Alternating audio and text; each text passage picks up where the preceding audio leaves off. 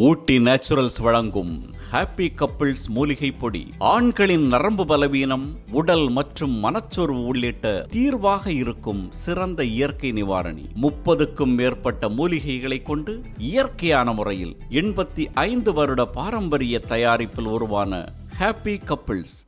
வணக்கம். மோடி ராஜ்யம், யோகி ஆதித்யநாத் ராஜ்யம். அவர்கள் அமைக்கப் போவதாக சொன்னது ராமராஜ்யம். ஆனால் ராமராஜ்யத்திற்கு அடையாளமாக அவர்கள் வைத்தது புல்டோசர் ராஜ்யம். புல்டோசரைத்தான் முன்னிறுத்தினார்கள். எதற்காக முன்னிறுத்தினார்கள்? யாருக்கு எதிராக முன்னிறுத்தினார்கள்? சிறுபான்மை மக்களுக்கு எதிராக, இஸ்லாமியர்களுக்கு எதிராக, தலித்துகள், பழங்குடிகள் யாரெல்லாம் எதிர்த்து கேள்வி கேட்கிறார்களோ அவர்களுக்கு எதிராக புல்டோசரை நிறுத்தினார்கள். பாரதிய ஜனதா கட்சியினுடைய பெருமை மிகு அடையாளமாக புல்டோசர் மாறி போனது. முதலில் பாரதிய ஜனதா கட்சி இந்துத்துவ அடையாளங்களை கைகொண்டு மதவெறியை தூண்டி இந்தியாவிலே ஆட்சி அதிகாரத்தை கைப்பற்றுவதற்காக திரு எல்.கே. அத்வானி காலத்திலே, வாஜ்பாய் அவர்கள் காலத்திலே முயற்சிப்பதிலிருந்தே அவனுடைய அடையாளங்களாக அயோத்தி ராமர் கோயில் இருந்தது. ராமராஜ்யத்தை அமைப்போம் என்றார்கள், இந்துக்களை பாதுகாப்போம் என்று சொன்னார்கள். அப்படி ராமராஜ்யத்தை அமைப்போம் என்றவர்கள் நரேந்திர மோடியினுடைய தலைமையிலே 2014 பாரதிய ஜனதா கட்சி ஆட்சிக்கு பொறுப்பு வந்ததிலிருந்து அவர்கள் ராமராஜ்யம் என்கின்ற பெயரிலே ஒரு புல்டோசர் ராஜ்யத்தை நடத்தி வந்தார்கள் என்பதுதான் சொல்ல வேண்டும். யோகி ஆதித்யநாத் முதல்வராக அமர்ந்ததிலிருந்தே அந்த புல்டோசர் ராஜ்யம் தலைவிரித்தாடுகிறது. அந்த புல்டோசர் ராஜ்யம் யாருக்கு எதிராக இயங்கும்? சிறுபான்மை மக்களுக்கு எதிராக, தலித்துகளுக்கு எதிராக, பழங்குடியினருக்கு எதிராக. யாரெல்லாம் பாரதிய ஜனதா கட்சியினுடைய அதிகாரங்களை, அக்கிரமங்களை எதிர்த்து கேள்வி கேட்கிறார்களோ, யாரெல்லாம் மக்கள் பிரச்சனைகளை எழுப்புகிறார்களோ, அந்த எதிர்க்கட்சியினருக்கு எதிராக இந்த புல்டோசர்கள் அவர்களுடைய வீடுகளை இடித்து தரைமட்டமாகும். அவருடைய வீடுகளுக்கு முன்னால் நின்று மிரட்டும். யாராவது அரசினுடைய அவலங்களை சுட்டி காட்டினால் அவர்கள் சிறைபிடிக்கப்படுவார்கள். அவர்கள் வீடுகளுக்கு நோட்டீஸ் அனுப்பப்படும், உங்கள் வீடுகளை இடித்து விடுவோம். ஜனநாயக நாட்டில், நீதித்துறை இருக்கிற நாட்டில், அரசமைப்பு சட்டத்தின் கீழ் இயங்கக்கூடிய ஒரு நாட்டில் எந்தவித மிரட்டலை பாரதிய ஜனதா கட்சி அரசாங்கம் மேற்கொண்டு வந்தது. இந்த மிரட்டல் மிகுந்த புல்டோசர் ராஜ்யத்திற்கு மிகப்பெரிய அடியை கொடுத்திருக்கிறது உச்ச நீதிமன்றம். அரசமைப்பு சட்டத்தை பாதுகாப்பதற்காக ஒரு தன்னிச்சையான அமைப்பாக இயங்கக்கூடிய நீதிமன்றங்கள் தான் சாமானிய மக்களினுடைய கடைசி புகலிடமாக இருக்கிறது. அவர்கள் அங்குதான் போய் கான்ஸ்டிடியூஷன்ல நமக்கு கிடைத்திருக்கிற உரிமைகளை மீறப்படுகிற பொழுது நிற்க முடியும். அப்படித்தான் புல்டோசர் ராஜ்யத்தால் பாதிக்கப்படுகிற மக்கள் நீதிமன்றங்களின் கதவை தட்டினார்கள். குஜராத் மாநிலத்திலே கல்தால் என்கின்ற ஒரு பகுதி இருக்கிறது. அங்கே குற்றம் சாட்டப்பட்ட ஒருவருடைய வீடு இடிக்கப்பட்டது. நோட்டீஸ் வழங்கி இருக்கிறார்கள், இடிக்க போகிறோம் என்கிற இந்த மிரட்டலை எதிர்த்து நீதிமன்றத்திலே வழக்கு தொடரப்பட்டது. அந்த வழக்கோடு சேர்த்து பல்வேறு வழக்குகள் நீதிமன்றங்களிலே தொடுக்கப்பட்டது புல்டோசர் ராஜ்யத்திற்கு எதிராக. ஒரு பக்கம் பாரதிய ஜனதா கட்சி எங்கெல்லாம் தேர்தல் பிரச்சாரங்களுக்கு யோகி ஆதித்யநாத் செல்லுகிறாரோ, எங்கெல்லாம் நரேந்திர மோடி செல்லுகிறாரோ, அந்த எல்லா இடங்களிலும் பெருமையாக சொல்லிக் கொள்வார்கள், பிரச்சாரம் செய்து கொள்வார்கள்.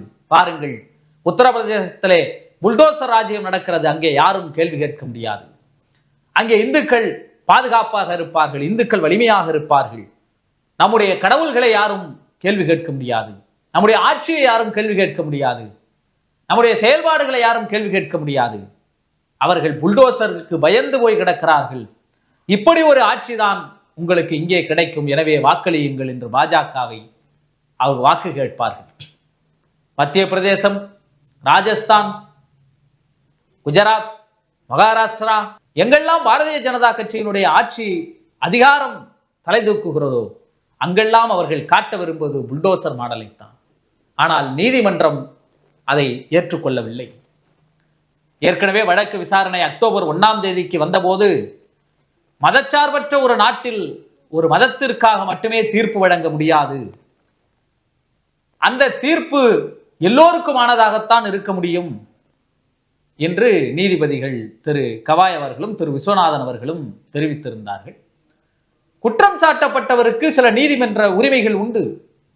அப்படி அவர் குற்றம் சாட்டப்பட்டிருந்தால் அவர் மீதான குற்ற நடவடிக்கைகளை எடுப்பதற்குத்தான் அரசுக்கு அதிகாரம் உள்ளதே தவிர அவருடைய வீட்டை இடிக்க வேண்டும், இடித்து தரைமட்டமாக்க வேண்டும் என்கின்ற அதிகாரம் அவர்களுக்கு கிடையாது. அப்படி குற்றம் சாட்டப்பட்டவர்களுடைய குடும்பத்தினர் அதற்கு எப்படி பொறுப்பேற்க முடியும் என்கின்ற கேள்வியை அன்றே அவர்கள் எழுப்பியிருந்தார்கள். இதற்கு முறையான ஒரு வழிகாட்டு நெறிமுறைகளை உச்சநீதிமன்றத்தின் தலைமையே வகுக்கும் என்றும் அக்டோபர் 1ஆம் தேதி அவர்கள் சொல்லியிருந்தார்கள். அதனுடைய தீர்ப்பு இப்பொழுது வந்திருக்கிறது. 15 நாட்களுக்கு முன்னர் கண்டிப்பாக நோட்டீஸ் வழங்கப்பட வேண்டும். அந்த நோட்டீஸிலே ஏன் இடிக்கிறோம் என்பதற்கான காரணங்கள் இருக்க வேண்டும், அவருடைய விளக்கங்கள் கேட்கப்பட வேண்டும் என்கின்ற வழிகாட்டு முறைகள் எல்லாம் வெளியிட்டு இருக்கிறார்கள். அதனோடு சேர்த்து நீதிபதிகள் எழுப்பி இருக்கிற முக்கியமான கேள்விகள், அரசு அதிகாரிகளுக்கு மக்களினுடைய வீடுகளை இடிக்கிற அதிகாரத்தை யார் கொடுத்தது? நீர்நிலைகளை ஆக்கிரமித்திருந்தால், ரயில் பாதைகளை ஆக்கிரமித்திருந்தால், அரசின் இடங்களை ஆக்கிரமித்திருந்தால், பொது இடங்களை ஆக்கிரமித்து கட்டியிருந்தால், சாலைகளை ஆக்கிரமித்திருந்தால் அவற்றை அகற்றுவதற்கு எந்த தடையும் இல்லை. அது ஏற்கனவே சட்டங்களிலே இருக்கிறது. அவர்களுக்கு நோட்டீஸ் வழங்கப்பட வேண்டும், அதன் மீது நடவடிக்கை எடுக்கப்பட வேண்டும். அதில் எந்த மாற்றமும் இல்லை. ஆனால் சிறுபான்மையினராக இருந்தால், தலித்துகளாக இருந்தால், பழங்குடி மக்களாக இருந்தால், அரசை எதிர்த்து கேள்வி கேட்டால் அவர்களுடைய வீடுகளை இடிப்பதை எப்படி ஏற்றுக்கொள்ள முடியும்? அரசு அதிகாரிகள் நீதிமன்றங்களுடைய தீர்ப்புகளில் தலையிட முடியாது. அரசு அதிகாரிகள் புல்டோசரை வைத்து மிரட்ட முடியாது. நீங்கள் பயங்கரவாதிகள் என்று சொன்னால் கூட அந்த பயங்கரவாதத்தை விசாரித்து அவர்களுக்கு தீர்ப்பு வழங்க வேண்டுமே தவிர அவர்கள் குடும்பம் மொத்தமும் வாழுகின்ற வீட்டை இடித்து தரைமட்டமாக்க முடியாது. இந்த கடுமையான வார்த்தைகளை உச்சநீதிமன்றம் இன்று முக்கிய தீர்ப்பாக வழங்கி இருக்கிறது. இது யோகி ஆதித்யநாத்தினுடைய புல்டோசர் மாடலுக்கு எதிராக எழுப்பப்பட்டிருக்கிற ஒரு மிகப்பெரிய அடி. 2022-23 காலகட்டத்தில் மட்டும் 1,53,820 வீடுகள் இடிக்கப்பட்டுள்ளது புள்ளி விவரங்கள் சொல்லுகிறது. சுமார் 7,38,000 மக்கள் வீடுகளை இழந்து தவிக்கிறார்கள். தொடர்ந்து பாரதிய ஜனதா கட்சியினுடைய அரசாங்கம் யூபியிலே அந்த மாடலை நிறைவேற்றி வந்தது. உத்தரப்பிரதேசத்திலே அது வெற்றிகரமாக செயல்படுத்தப்படுகிறது. யோகி ஆதித்யநாத்தால் என்று சொன்னவுடன் பக்கத்து மாநிலங்கள், பாஜக ஆளுகின்ற மாநிலங்கள், குறிப்பாக மத்திய பிரதேசத்திலே தேர்தல் முடிவுகள் 2024 நாடாளுமன்ற தேர்தலிலே பாஜக கூட்டணி வெற்றி பெற்றது. ஆனால் பெரும்பான்மை கிடைக்கவில்லை. 400 இடங்கள் என்று சொன்னால் அவருக்கு கிடைத்தது வெறும் 240 தான். அந்த கோபத்தில் இருந்தார்களோ என்னமோ தெரியவில்லை. மீண்டும் கடுமையாக அதற்கு பின்னாலே பாருங்கள், ஜூன் 15ஆம் தேதி மத்திய பிரதேசத்திலே மிகப்பெரிய அளவிலே பிரிட்ஜிலே மாட்டிறைச்சிகள் வைத்திருந்தார்கள் என்று சொல்லி மாண்டேலா மாவட்டத்திலே 11 இஸ்லாமியர்களின் வீடுகளை புல்டோசர் கொண்டு இடித்து தரமட்டமாக்கினார்கள். அப்படியே ஒரு 4 நாட்கள் கழித்து அக்பர் நகர் இஸ்லாமியர்கள் குடியிருப்பு உத்தரப்பிரதேசத்திலே 1169 வீடுகள், 101 வணிக நிறுவனங்கள் புல்டோசரை கொண்டு இடித்து தரைமட்டமாக்கினார்கள். ஆகஸ்ட் 22ஆம் தேதி சத்தர்பூரிலே மத்திய பிரதேசம் ஒரு காங்கிரஸ் தலைவர் இஸ்லாமியர்களை காவல்துறைக்கு எதிராக திரட்டினார் என்று சொல்லி அவருடைய புதிய வீட்டை இடித்து புல்டோசரை கொண்டு நொறுக்கினார்கள். மும்பையிலே ஜெய்பீம் நகர் என்கின்ற தலித் குடியிருப்பு 3000க்கும் மேற்பட்ட மக்கள் வீடிழந்தவர்களாக அங்கே நின்றார்கள். 600க்கும் மேற்பட்ட வீடுகளை இடித்து தரைமட்டமாக்கினார்கள். இப்படி இஸ்லாமியர்களுக்கு எதிராக, தலித்துகளுக்கு எதிராக, சிறுபான்மையின மக்களுக்கு எதிராக, எதிர்த்து கேள்வி கேட்கிற எதிர்க்கட்சியினருக்கு எதிராக தொடர்ந்து அவர்களுடைய வீடுகளை இடிப்பதை வழக்கமாக கொண்டு வந்தது பாரதிய ஜனதா கட்சியினுடைய அரசாங்கம். ராமராஜ்யம் என்றால் சம்பூகன் என்கின்ற ஒரு ஒடுக்கப்பட்ட சமூகத்தைச் சேர்ந்தவன் பிராமணனாக மாறுவதற்காக யாகம் செய்கிறான், தவம் செய்கிறான். ஒரு ஒடுக்கப்பட்ட சமூகத்தைச் சேர்ந்தவன் எப்படி தவம் செய்யலாம் என்று ராமர் சம்பூகனுடைய கழுத்தை வெட்டினார். அதான் தண்டனை. இப்ப ராமராஜ்யத்தை அமைப்போம் என்றவர்கள் புல்டோசரை கொண்டு கேள்வி கேட்பவர்களை, அவருடைய வீடுகளை தரைமட்டமாக்கினார்கள். ஆனால் பாரதிய ஜனதா கட்சியின் பார்வையில் இது ராமராஜ்யமாக இருந்தாலும் பாரதிய ஜனதா கட்சியை ஆளுகிற நரேந்திர மோடியினுடைய, யோகி ஆதித்யநாத்தினுடைய, RSS பார்வையில் அது ராமராஜ்யமாக இருந்தாலும், புல்டோசர் ராஜ்யமாக இருந்தாலும், டாக்டர் அம்பேத்கர் எழுதிய கான்ஸ்டிடியூஷன் படி ஆளப்படுகிறது. அதுதான் நீதிமன்றம் சொல்லி இருக்கிறது. இது ஒரு மதச்சார்பற்ற நாடு. மதச்சார்பற்ற நாட்டிலே மதத்தின் அடிப்படையிலே ஒரு மக்களுடைய வீடுகளை இடிப்பதற்கு அனுமதிக்க முடியாது. அரசு அதிகாரிகளுக்கு யார் அந்த அதிகாரத்தை கொடுத்தது? சட்டம் எல்லோருக்கும் சமமானது. ஆக மதச்சார்பற்ற நாட்டிலே அரசியலமைப்பு சட்டத்தை நிர்மூலமாக்குகிற வகையிலே, அவருடைய உரிமைகளை பறிக்கிற வகையிலே புல்டோசரை கொண்டு மிரட்ட முடியாது. கான்ஸ்டிடியூஷன் படிதான் நடவடிக்கை எடுக்க முடியும், சட்டங்களின் படிதான் நடவடிக்கை எடுக்க முடியும். அதையும் மீறி அதிகாரிகள் செயல்பட்டால் அவர்கள் மீது குற்றவியல் ஒழுங்கு நடவடிக்கை எடுக்கப்படும் என்று நீதிமன்றம் கண்டித்திருக்கிறது. தேர்தல் பிரச்சாரங்களிலே நீங்கள் இந்துக்களாக இருந்தால் பாதுகாப்பாக இருப்பீர்கள், இஸ்லாமியர்களாக மாறிவிட்டால் வெட்டி வீழ்த்தப்படுவீர்கள், ஆற்றங்கரையிலே இஸ்லாமியர்களை வெட்டி வீழ்த்தி விடுவோம், புதைத்து விடுவோம், கொன்று விடுவோம். பாரதிய ஜனதா கட்சியினுடைய ஆட்சியில் வேறு பிரச்சாரங்கள் அவர்களுக்கு இல்லை. தேர்தல் வருகிற பொழுதெல்லாம் மதவாதத்தை கையில் எடுத்து விடுவார்கள், நாட்டை பிரிக்க பார்க்கிறார்கள் என்று பிரச்சாரம் நரேந்திர மோடி அவர்கள் செய்வார். ஒரு நாட்டினுடைய பிரதமர், எங்கள் ஆட்சியிலே இந்த நல்ல திட்டத்தை கொண்டு வந்தோம், இதனால் இத்தனை பேர் பயனடைந்திருக்கிறார்கள் என்று பிரதமர் நரேந்திர மோடி பேசியதில்லை.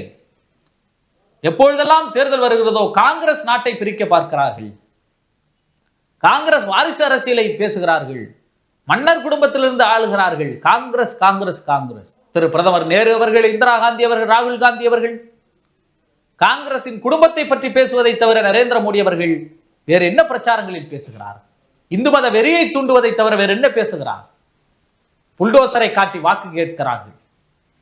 தமிழகத்திலே தமிழக மீனவர்களை இலங்கை கடற்படை கைது செய்கிறது. பாம்பனிலே நேற்று மிகப்பெரிய போராட்டத்தை நடத்தி இருக்கிறார்கள் மீனவர்கள். 23 பேரை 10ஆம் தேதி இரவு கைது செய்கிறார்கள். 12ஆம் தேதி காலையில் மீண்டும் 12 பேரை கைது செய்கிறார்கள். 2 ஆண்டுகள் சிறை தண்டனை விதிக்கிறார்கள். அவருடைய படகுகளை பறிமுதல் செய்கிறார்கள். எல்லை தாண்டு மீன் பிடித்தால் தமிழக மீனவர்களை, இந்திய மீனவர்களை கைது செய்வோம் என்று அந்த நாட்டினுடைய அதிபர் பேசுகிறார். ஆனால் மிகப்பெரிய சக்தி வாய்ந்த பிரதமர் என்று சொல்லக்கூடிய நரேந்திர மோடி வாய் திறக்கவில்லை. தமிழ்நாடும் இந்தியாவிற்குள்ளே தானே இருக்கிறது, தமிழ்நாட்டை சேர்ந்த மீனவர்களும் இந்திய மீனவர்கள் தானே என்று இன்னொரு நாட்டினுடைய பிரதமர் மிரட்டல் விடுக்கிறாரே, அதற்கு ஒரு நடவடிக்கை எடுப்போம் என்று இன்று வரை எந்த நடவடிக்கையும் எடுக்கவில்லை மோடி அரசாங்கம். ஆனால் சிறுபான்மையின மக்களுக்கு எதிராக மாட்டிறைச்சியை வைத்திருந்தார்கள், போராடினார்கள், கேள்வி கேட்டார்கள். இஸ்லாமியர்களுடைய வணிக நிறுவனங்களை இடிக்கிறார்கள், வீடுகளை இடிக்கிற தலித் மக்கள், குடிசையில் வாழக்கூடிய தலித் மக்களுடைய குடியிருப்புகளை கூட புல்டோசரை கொண்டு நிரவுகிறார்கள். இந்த மோசமான ஆட்சிக்கு எதிராக ஒரு நல்ல தீர்ப்பை உச்சநீதிமன்றம் இப்பொழுது வழங்கி இருக்கிறது. அதிகாரிகள் RSS காரர்களாக மாறி பாரதிய ஜனதா கட்சி சொல்லக்கூடிய வேலைகளை தொடர்ந்து செய்து வந்தால் கடுமையான நடவடிக்கை எடுக்கப்படும் என்று உச்சநீதிமன்றத்தின் நீதிபதிகள் திரு கவாய் அவர்களும் விஸ்வநாதன் அவர்களும் அடங்கிய அமர்வு தீர்ப்பளித்திருக்கிறது.